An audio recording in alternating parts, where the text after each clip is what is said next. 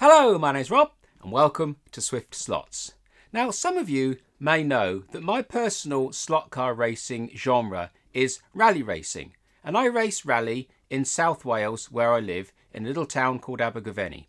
And there's one guy there that makes almost all of the tracks. He's been doing it for years. He's very good at it. And he makes all of the tracks out of Skeletric's classic track. Then he spray paints the surface of the track into a stone texture and then weathers up the track depending on the scenario he wants to create. And those are the tracks we primarily race on. We also race on Ninko track as well, which we lay out every week or every month as a different track, but that's something separate. But the bulk of the club and what the club is based around is the tracks made by the one club member, all based on Skeletric's classic track. Now, my idea earlier on was to have a small track exactly the same as the track that we race in the club. So I'd buy some Skeletric's classic track, spray it up in texture paint, and then make a quick little track out of that. And the whole idea was to have something small and compact to test my projects as I go when I'm building them for this channel, or to just practice with my rally cars on a track that's very, very similar to what we race at the club, so I can test away from the club. So the idea was to have a very small track, one that can fold up and fold down and be stored really easily, carry about really easily, because the Crow Valley track that I made 18 months ago for this channel is quite large. It's 14 feet long, takes about half an hour to set up and half an hour to pull back down again. And it's a lovely track, but it's just a little bit too big to throw up and have a quick test lap and put away again. So the idea was to have a small track, easy to store, made of exactly the same track as we use at the club, and then I could have that as my quick go-to track. So the track size I ended up going for was 8 foot long by 2 feet wide, which comprised of two 4 foot by 2 foot boards, which are obviously easy to store and make a very small footprint. They'll go in the cupboard or they'll go under the bed, they'll easily fit in the car and so on, and they'll fold up and then fold down and be really, really convenient. And the other things I was going to do with the track was I was going to route the 6mm deep groove found on this Skeletric's classic track. I was going to route it down to 7mm to match all the modern standard tracks. I was also going to integrate a piece of Skeletric's sport track with all the Skeletric's classic track on a bend. Now, you can buy the converter for it, but I wanted to go from one standard bend into the other bend in one flowing maneuver. So I was going to put that on the channel as well. I thought that might be a bit interesting. So between the deeper groove and marrying the two bits of non-compatible track together, plus on a convenient sized board, I thought that would be reasonably interesting for this channel. So the idea of this video was supposed to have been a quick 1 or 2 day build based on an 8 foot by 2 foot wide board which folds in half, lightweight construction, and using Skeletric's classic track spray painted in stone texture paint, and then some other scenery just to finish it off. That was the original idea. But things escalated quite quickly. So having bought my 4mm plywood 4 foot by 2 foot boards, 2 of them, so 8 by 2 in total, and some Skeletric's classic track, and having sat there and worked out a track plan that I really liked that would actually fit on quite a small footprint, I decided that I didn't actually want to go with Skeletric's classic track anymore. I just didn't know if there's a lot of content in it for you guys to watch, and I wasn't really sure if it was really what I wanted to do anyway. So I decided to have a fairly radical change of plan. Now, I still wanted to stick with the 4 foot by 2 foot footprint that I'd worked out, and I still really wanted to stick with the track plan that I'd laid out with a Skeletric's classic track, but I didn't want to use the plastic track anymore. So I took my 4mm plywood back to the shop, and they were very happy to change it for some 6mm MDF, and I picked up some 2x1 wood as well, and I decided to make a completely routed MDF track again. Now, one of the main reasons I ended up not going with the Skeletric's classic track build was because I didn't think it would give an awful lot of content for you guys watching. It's just a load of plastic track thrown down on some 4mm ply, big deal, couple of extra things thrown in for good measure, but not a lot to see really. And I thought there must be loads of people out there wanting to make or aspiring to make a routed MDF track, don't really know where to start. So I thought in this video I could take you right from the beginning of the build right to the very end where there's cars running around the track and show you the whole process. Now, a quick word of warning, this video is actually relatively long and it's all in fast forward, because if I was to video the way I normally video, this video would be about 15 million parts long and take about 4 years to get through. But this whole track build was done inside 2 weeks of evenings basically, and a little bit during the weekends. And it's not very difficult at all. And I use 3 different types of routing in it. I use a straight radius arm, and I use a straight edge, and I use a piece of template work. Now, Crow Valley, my larger track, was all done from template work, and it's quite a long build to do that with templates. So this track is all based on Scalextric's classic track, which is really easy to sort of manipulate and work out what you want. It also gives you plenty of room for the cars to drive around and clear things and whatever. And like I said, I was really taken by the track plan that I'd already worked out, and I really wanted to see that idea through.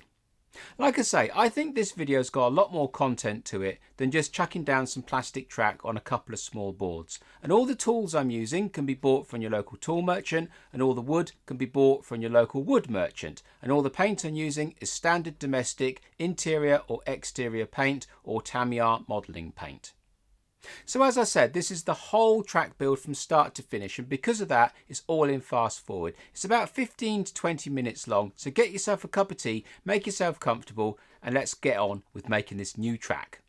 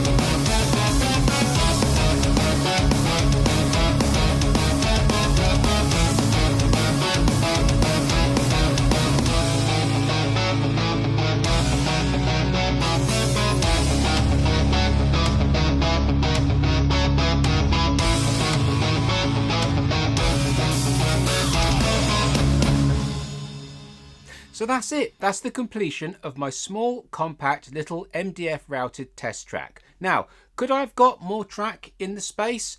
Absolutely, I could have done. But as I said at the beginning of the video, this whole build started from the point of having Scalextric's classic track sprayed with the texture paint and then weathered to look like gravel or tarmac or whatever. And this whole thing has evolved from that point on. I had originally intended to do a grass base in between the track and not the painted surface, but as the time went by, all that went out the window and we've ended up where we are with it. And how does it actually run? I'm very pleased with it, actually. I did wonder whether it would flow really nicely or whether I'd be able to go around the track at a decent speed, or would it be too twisty, or could I even run bigger stuff on it? And actually, as you've seen from the running video at the end, I can run 1/43rd, I can run 1/48th, and I can run 1/24th around it, and the larger trucks too. So I'm really, really pleased with the way it flows. And as long as you stick to three main aspects of a track, one is a good long straight to give you a chance to settle your head and recoup from the last lap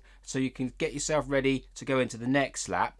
Then you have a flowing section in your track where it's not too difficult, but it's fast and flowing. And then you have one small little intricate part that you have to slow down for. As long as you have those three aspects in a track and each part is in correct proportion, you're going to end up with a track that's probably pretty reasonable. You can't really go wrong. So big long straight, a long flowing section and a small little feature compact section, and you're probably okay. And that's what this track has got. And it all seems to work quite nicely, and the grip level is pretty reasonable from that satin varnish that I used on the track surface. I used matte paint or matte varnish on everything else, but on the actual track I used satin just to lift the grip up a little bit because I didn't want it to be too slidey. And it's always a bit of a worry which paint you use to get grip. It's always a bit of a worry. You're never quite sure what it's going to do until it's actually down and everything else. But it actually works out pretty well. You do need to use some halfway decent tyres on it. Some of those old cars that I've got, you can see they were skating around quite a bit. But I wanted to show you a range of cars that I've got that you haven't seen on this channel before, just going around the track, a good old mix of things. And I think that's worked out quite well. So I've decided to call this track Ricard Valley. Now, the reason why it's called Ricard Valley is because I live in a town called Cwmbran. Now, Cwmbran is Welsh for Valley of the Crow. Cwm being valley, Bran being crow. So my big track that I've got is called Crow Valley, which is Cwmbran in English. So I decided to retain the valley part and then add in the Ricard part because, as you know, or as you may know, Paul Ricard track in France. It's hated by some people, to be honest, but it's very, very unmistakably painted. It's got a real identity visually, and that's what kind of took my cues from this track here. So that's why I call it Ricard Valley. Valley from Cwmbran, or Valley of the Crow, and Ricard from the Paul Ricard track in France. Now, some of you may be looking at this build thinking, Rob, that's great, but I can't do it. Thanks for showing me something that I can't do. And that really makes me sad when I hear people say that. And I get it all the time. So it's all right for you. You've got the tools, you've got the abilities and so on and so forth. Well, yeah, I have, but it's not anything that you can't do. All you have to do to make a routed MDF track is buy a router, buy a piece of MDF, and buy a 3mm slotting cutter. Now, those three things are not exclusive to me. Anybody can buy those things, as long as you've got the money, from in any part of the world. So if you wanted to make yourself a routed slot car track, just do it. Regardless of whether you think you can or you can't, what's the worst that can happen? You're going to buy a router that you might not use again and you wasted a piece of MDF. So what? But at least you've tried. But I'm pretty sure that most of you can actually do this. Now, if you don't want to put a frame underneath the board like I did, because I had a 6mm MDF, went through it all the way to 9mm, and then I put all those gussets underneath so I can run a full 9mm guide, but without having the weight of a full thickness top. So that's one way to do it. But if you don't want to do all the framework underneath and all the reinforcing, just buy yourself a piece of 9mm MDF and route the slot down to 7mm or 7.5mm. That matches exactly the same groove as all the modern track that's out there right now, and it also gives you a little bit of allowance for paint in the bottom of the groove as well. So if you fancy doing a routed MDF track, just buy yourself a piece of 9mm MDF, a router and a straight cutter, and just crack on and have a go. The worst you can do is mess up a piece of wood or break a cutter. The cutters are about £10, £10 to £20 depending on the quality. Routers are sort of £50 or £100 depending on what one you buy. And a sheet of MDF is probably about £20 or so. So just get a router, put a radius arm on it and just swing an arc, get a straight, clamp it down and run the router down the straight. Start with something really simple. Buy a little 4x2 and just do something really simple and have a go. And you don't have to have an airbrush like I did and mess around and do all the fancy masking, everything else. You can paint it by hand. You could do it. You don't have to even mask it. You could just paint it. Just have a go. Anybody can do it. It really isn't difficult. So there it is. That's the whole build, all laid bare for you to see from start to finish. And I really do hope that this has inspired some of you out there to actually start making that routed track that you've always thought that you wanted to do. As you've seen from the video, essentially all it is just routing a slot. That's it. So I hope you've enjoyed this video. I hope that it's inspired some of you to make something, and I hope that even if you aren't going to build a track, you've enjoyed watching it. So if you've enjoyed this content, maybe you'll subscribe, and if you could hit the little bell button, that would be awesome. So until the next time, thank you very much.